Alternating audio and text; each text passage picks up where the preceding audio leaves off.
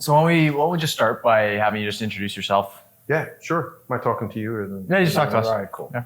Yeah, Dominic Alessandrini, Chief Operating Officer of Magnolia Bakery, iconic brand out of New York City.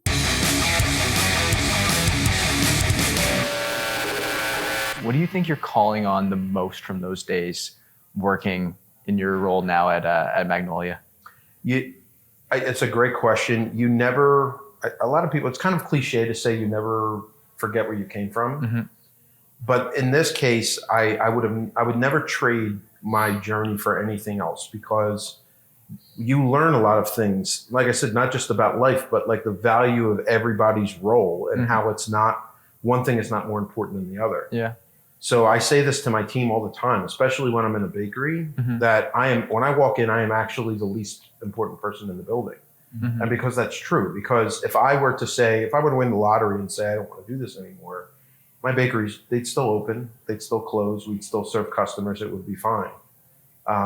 The people that we can't live without are the people closest to the action. Mm-hmm. And when you're in it and you realize that even the good and bad, because you learn more from the bad than you do the good, and oftentimes. So when I'm sitting on that line, 115 degrees, it's crazy. I'm the only saute cook and I'm burning up. I remember, I say, okay, when I ever get to a leadership role, if that's what I aspire to be, I'll never do this to somebody else. And so if you always remember that, you'll always ask the right questions when you get in front of your team members and ask them about their experience. Yeah. Because without them, you can't do it. Yeah. Some of the best leaders of some of these growing brands, even as big as yours, come from the store level. They're in the kitchen, they're on the front lines, and it's kind of a tough business because you have to be top down and look at the system as a whole, but also the restaurant business is really bottoms up. It's every guest interaction, every dish. How do you balance those two things? The individual dish being served, every single touch point, with the overall business kind of running at your scale. Yeah, you just have to remember what you were feeling when you were in those roles, and then you can create solutions to help those people make it easier for them to do the things that they need to do. I have this thing that I've talked about in multiple points of my career. It's called the simple three, because everything comes typically in threes. And so we launch one once a quarter where it's like very, very simple things that you have to get right all the time. And I call it simple because simple is actually really hard to accomplish because it's about being consistent. Mm-hmm. So I say simple is hard, but here are the three things. Ultimately, it's always customer and team member interaction. So like we have to show a genuine welcome and a genuine appreciation for every guest that walks in the door. That's always one of the simple three, right? Sometimes it's about order accuracy. Sometimes it's about deployment on the floor to make sure that people are in the right place at the right time. So sometimes it's about scheduling. And the very simple thing of maintaining what we call staffing health in the industry, of that you retain your people, but that you're always staffed. You can't do anything when you're not staffed. When you're shorthanded, it cripples everything. So again, it sounds simple. Hey, staff your store. It's not easy. Yeah. There's so many factors that go into it. Do you find that your love for training people, developing people, it comes from being that boots on the ground in a restaurant? I do, because I've seen it done. I've seen it not done well, and I've seen it done really well. So you always have to go into those situations with the outcome, like what you know the right way to go is. Like, what is the outcome? What is the environment I want to create? Yeah. And that's always your North Star. So yeah. So when you have someone who's coming into your organization, maybe it's not from a front end side of things, it's more in the administrative side of things, but they don't have that experience, they don't have that wealth that you have. How do you go about training that? Yeah, I call it immersion training.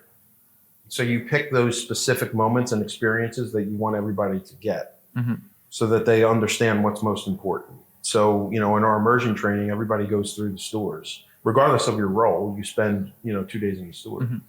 You go in and you say, okay, I'm going to bake, I'm going to cupcake ice.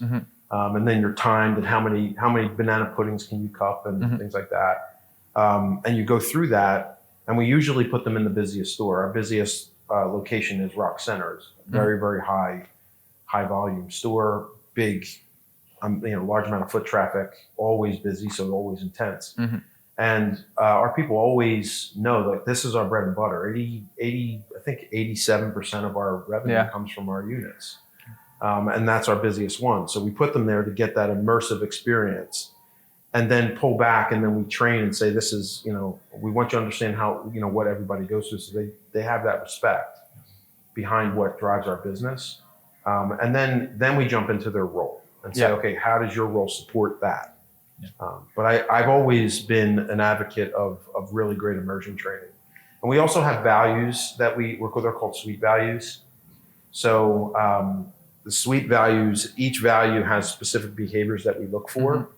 And so regardless of your role, the leader, as they go through their immersion and their training, they say, okay, this is what service means. Yeah. This is what wholehearted means. Enterprising, extraordinary, together. Those are the values. This is what they mean. This is how you show up every day. And that kind of contextualizes it for them so they understand what they're a part of. You have a question? Yeah, switching gears maybe a little bit. Would love to just get a sense for the scale of Magnolia Bakery today. I think it's like an iconic brand. There's a lot going on there. Yeah. Would love to just get a sense for where you're at and maybe what the next year plus looks like for you. Yeah, I mean, right now, all hands on deck on domestic franchising. Yeah. So, we have 10 domestic locations. We have one in Chicago. We have one in West Hollywood. We have a licensed location in LaGuardia Airport. And then for a period of time, our international the franchise development was really high. So we have, coming up on 40 locations out there. And we have a great team that's building that out. And then, so we said, we've had to close some stores, especially during COVID. Mm-hmm. But we said, what do we want our growth arm to be? And for us, we're private equity owned. Mm-hmm. And so how do you grow as quickly as you want to grow as the iron's hot, right? Like when we know it's iconic, we have a good presence. We have a good CPG business. We have a good frozen pudding, great growth in those markets, but now it's about unit growth. How do you do that? Well, it's through franchising. So that's what we're doing. So we've signed on 5 franchisees. Congratulations. 5 franchisees, thank you. We have another 3 or 4 that are coming. We're planning on having about 300 committed locations in 3 years. Around that time, we'll have about 100 open. So we're building out the team and the foundation to achieve that. So we're excited. That's amazing. Well, congratulations. Thanks. I know it's going to be a fun ride between here and there. Yeah, you can say that. Finance, private equity, venture capital, anything like this, these are terms that are quite familiar to us, but we speak with a lot of operators who are now in that emerging space. They've maybe cracked 10 units and they're looking to take on investment. One thing that seems very clear across all the conversations we've had is the importance of investing in your people to create consistency in your product. How would you advise someone going to the money, the investor, and explaining, hey, I'm going to carve out a lot of money here, a lot of budget to do this, and that's going to return you funds? Because we see a lot of the times people are excited about it. Restaurants, hey, everybody wants to own a restaurant. Yeah. But there's small things that you might not see. So how would you go about coaching that 10 unit, 20 unit operator, say, hey, this is how, and this is why? Yeah. When you're in the 4 walls and you're in the business, you know what you need. And you do the research and you say, okay, you might go to a conference or whatever and really, we call it like grab a Christmas list of things that you need to do, whether that be, an ERP, whether that be a POS system or a change, like the growth in your technology stack or whatever that is.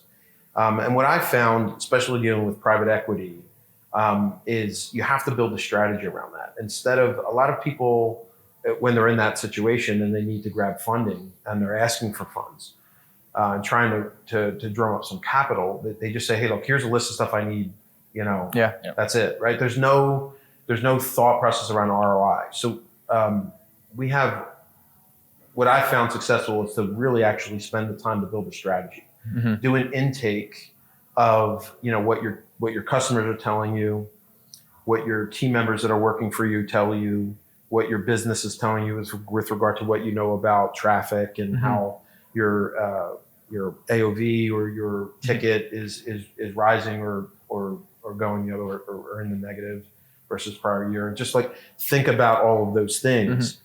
And then that is where you go with learnings and considerations, and you pull those things. Okay, this is what I'm learning. This is what I'm going to consider. And you build a strategy around what you want to go and do, and the ROI, what you expect to happen after that. Because that's what private equity people are like. Okay, I'm going to give you $350K. What is that going to do for me? Yeah. So, and I find people act impulsively.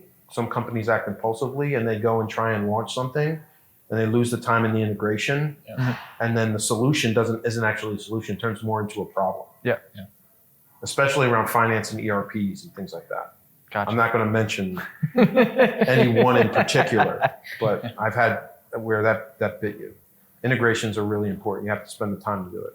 What should a brand be looking for internally in their operations to say, now's the time to play with some leverage. Now's the time where I shouldn't be scared to take investment?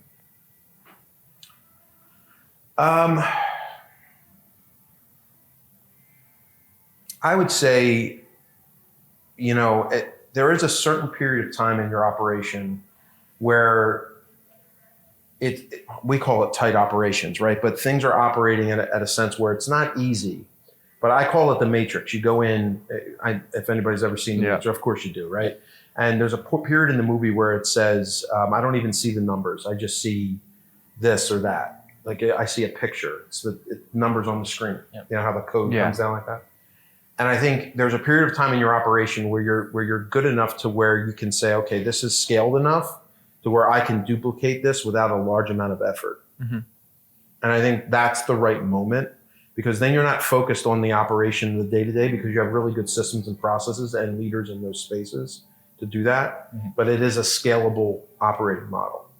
I tell people a lot, like Magnolia Bakery is a really scalable operating model, not just because we operate really well now, but also just the concept of you have these raw ingredients that are really transferable, and you can make anything with them. So like if we have a new LTO or something like that, the majority of the ingredients are all the same. We just put a different inclusion, and we call it, the chocolate covered strawberry banana pudding. Yeah. And it's super popular, but we don't have to do a whole lot to make it different or interesting. Amazing. Well, Dominic, thank you so much for sitting down with us today.